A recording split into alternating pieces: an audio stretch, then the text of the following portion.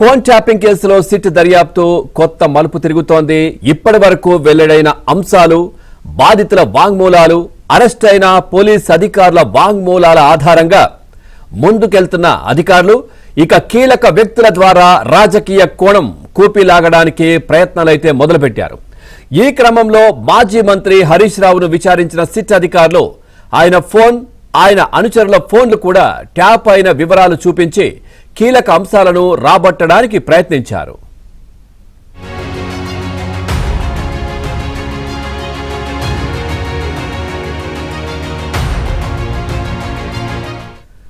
ఇక తన భర్త ఫోన్ ట్యాప్ అయిందని ఆరోపిస్తున్న కవిత, ఆమె భర్త అనిల్ కుమార్లను విచారించాలని, వారి వాంగ్మూలం తీసుకుని బలంగా మారుతుందని దర్యాప్తు అధికారులు భావిస్తున్నట్లు సమాచారం. మరోవైపు నాటి సీఎం కేసీఆర్ కు సన్నిహితుడిగా ఉండి చక్రం తిప్పినటువంటి సంతోష్ రావు పాత్రపై సిట్ విచారణ జరిపే అవకాశాలైతే కనిపిస్తా ఉన్నాయి.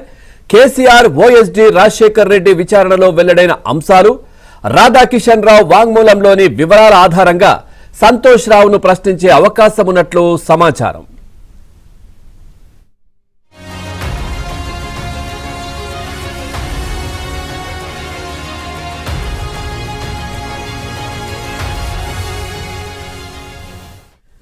ఇక నాటి సీఎం ఇంటి నుంచి కాగితంపై చేత్తో రాసిన కొన్ని ఫోన్ నంబర్లు తనకు అందాయని, వాటిని ఎస్ఐబిలోని ప్రణీత్ రావుకు ఇచ్చి ట్యాపింగ్ చేయమన్నానని రాధాకిషన్ రావు వాంగ్మూలం ఇచ్చారు.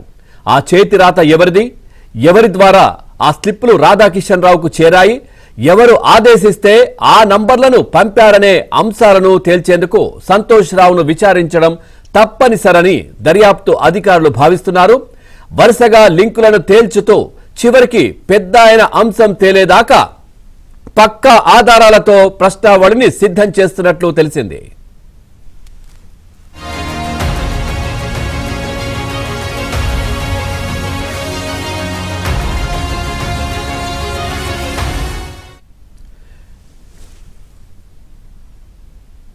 ఇక అప్పటి బీఆర్ఎస్ నేతలు పట్నం మహేందర్ రెడ్డి, ఆయన భార్య సునీత, కడియం శ్రీహరి, ఆయన కుమార్తె కావ్య, రాజయ్య, సంభీపూర్ రాజుతో పాటు మెదక్ జిల్లాకు చెందిన ఒక మహిళా నేత ఫోన్లు కూడా ట్యాప్ అయినట్లు సిట్ అధికారులు గుర్తించారని సమాచారం. వీరందరి విచారణ పూర్తయ్యాక పెద్ద ఆయన అంశాన్ని ముందుకు తేవాలని భావిస్తున్నట్లు తెలుస్తా ఉంది.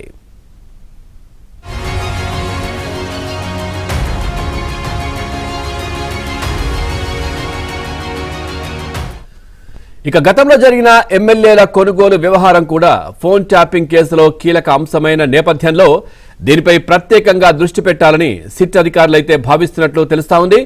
ఆ వ్యవహారానికి సంబంధించి కొందరి ఫోన్ సంభాషణలను నాటి సీఎం కేసీఆర్ మీడియా సమావేశంలో వినిపించడం, ఆ ఆడియోల సీడీలను సుప్రీంకోర్టుకు పంపిన క్రమంలో ఆ ఆడియోలను కేసీఆర్ కు ఎవరిచ్చారు, నందకుమార్, స్వామీజీ మధ్య సంభాషణలు రికార్డు చేయాలని ఎవరు ఆదేశించారనే అంశాలను సిట్ అధికారులైతే మరోసారి పరిశీలిస్తున్నారు. ఇక మునుగోడు ఉప ఎన్నికల సమయంలో చేసినటువంటి ఫోన్ ట్యాపింగ్, నేతలు ఈటెల రాజేందర్, వివేక్, రాజగోపాల్ రెడ్డి, వారి అనుచరుల మధ్య జరిగినటువంటి సంభాషణలను విని భారీగా నగదును పట్టుకోవడం వంటి వాటిపై దృష్టి పెట్టినట్లు తెలిసింది.